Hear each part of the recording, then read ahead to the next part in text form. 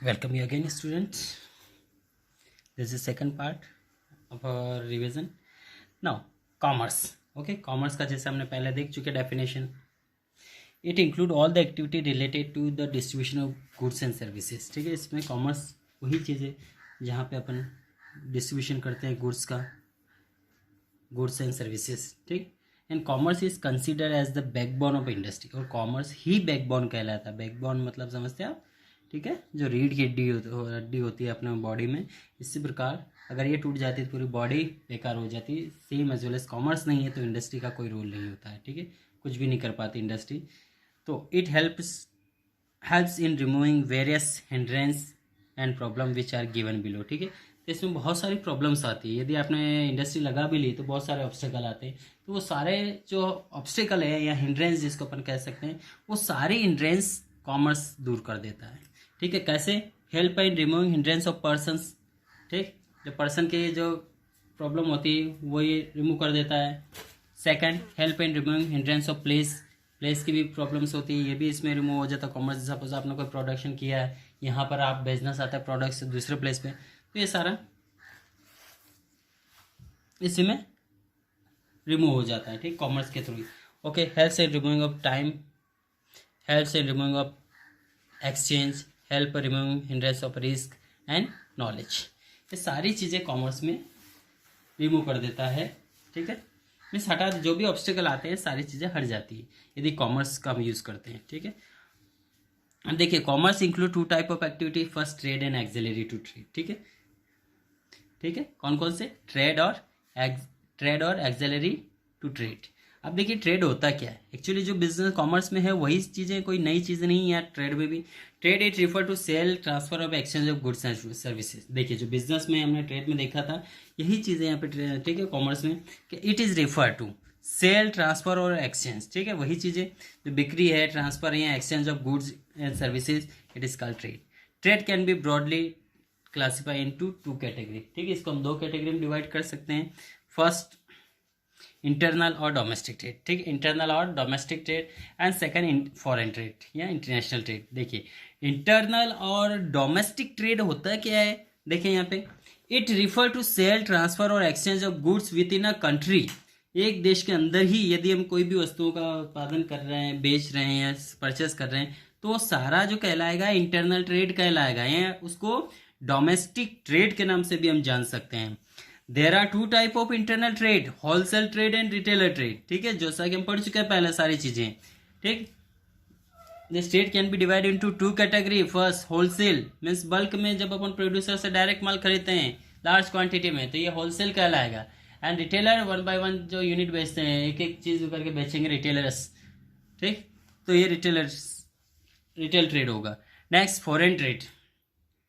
Foreign trade अब वो trade है जिसमें it refers to sale, trade और exchange of goods beyond the geographical limit of a country. देखिए एक देश से दूसरे देश के बीच में जो भी प्रोडक्ट, गुड्स एंड सर्विसेज बेची जाती हैं या खरीदी जाती है, ठीक, गुड्स हो या सर्विसेज हो, तो वो कहलाती है आपकी foreign trades. External trade is three type, export, import and entrepot. ठीक है, ये जो फॉरेन ट्रेड को एक्सटर्नल ट्रेड भी कह सकते हैं, और ये तीन प्रकार से होता है. एक इंपोर्ट होता है जब अपन दूसरे कंट्री से अपने यहाँ प्रोडक्ट, गुड्स, सर्विसेज मंगवाते हैं, तो ये कहलाएगा आपका इंपोर्ट. एक्सपोर्ट, जब हम हमारी कंट्री से अदर फॉरेन कंट्री को प्रोडक्ट सेल करते हैं, ठीक, गुड्स और सर्विसेज, तो वो कहलाएगा एक्सपोर्ट. ठीक, इंपोर्ट मतलब हम मंगवाते हैं, एक्सपोर्ट मतलब हम बेचते हैं. और एक और बता रखा है यहाँ पे इंटरपोर्ट.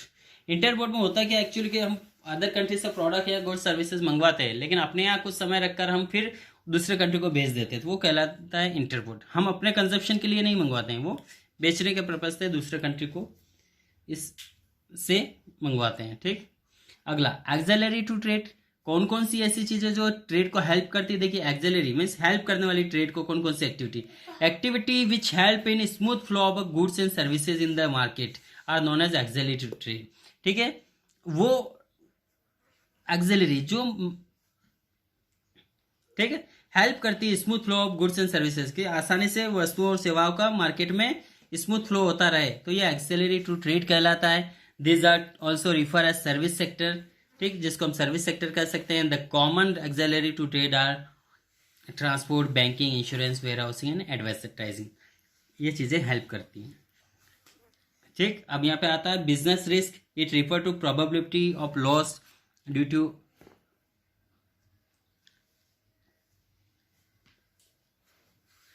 ठीक, it refer to probability of losses due to unforeseen circumstance and events. ठीक है, रिस्क, यदि आप कोई भी बिजनेस स्टार्ट कर रहे हैं तो रिस्क वहाँ श्योर है। ठीक है, हो सकता है आपको प्रॉफिट हो जाए, लॉस हो जाए, तो वो रिस्क का तो है बिजनेस में।